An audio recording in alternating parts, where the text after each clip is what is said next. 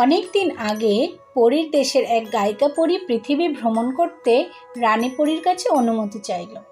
রানী পরী বলল, আমি তোমাকে জাদুমন্ত্রের মাধ্যমে হাঁসে পরিণত করব এবং পৃথিবীতে পাঠাবো, কিন্তু তুমি যদি গান করো তাহলে এই মন্ত্র অকার্যকর হয়ে যাবে এবং তোমাকে এই পরীর দেশে পুনরায় ফিরে আসতে হবে। এই বলে রানী পরী তাকে একটি হাঁসে পরিণত করল এবং তাকে পৃথিবীর একটি অতি সুন্দর হ্রদে পাঠালো। একদিন হাঁসটি সেই হ্রদ থেকে উড়ে এক রাজার বাগানের হ্রদে আসলো। রাজা হাঁসটিকে দেখে তার সৌন্দর্যে অভিভূত হয়ে পড়লেন। তিনি হাঁসটির খুব যত্ন নিতে বললেন। এদিকে একদিন পাশের এক শত্রু রাজ্য রাজার রাজ্য আক্রমণ করল। রাজা ও তার সৈন্যরা প্রাণপণে যুদ্ধ করে শত্রুদের পরাজিত করলো বটে, কিন্তু যুদ্ধে রাজা গুরুতর আহত হলেন। রাজকীয় চিকিৎসক বললেন, কেউ রাজাকে ভালো করতে পারবে না, তিনি সহসাই মারা যাবেন।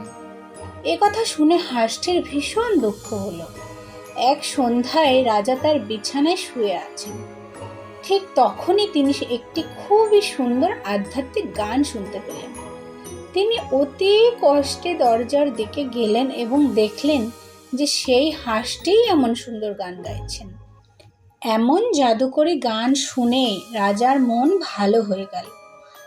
তার ক্ষত সুস্থ হতে লাগলো এবং তিনি দ্রুত আরোগ্য লাভ করলেন।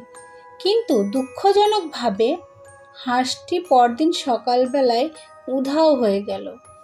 সেই রাতে রাজা হাঁসটিকে স্বপ্নে দেখলেন।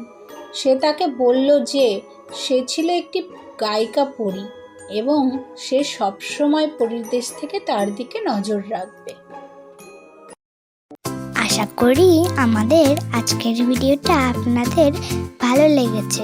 এরকম নতুন নতুন রোমাঞ্চকর ভিডিও পেতে আমাদের চ্যানেলটিকে সাবস্ক্রাইব করে দেবেন আর লাইক, কমেন্ট, শেয়ার করতে ভুলবেন না কিন্তু।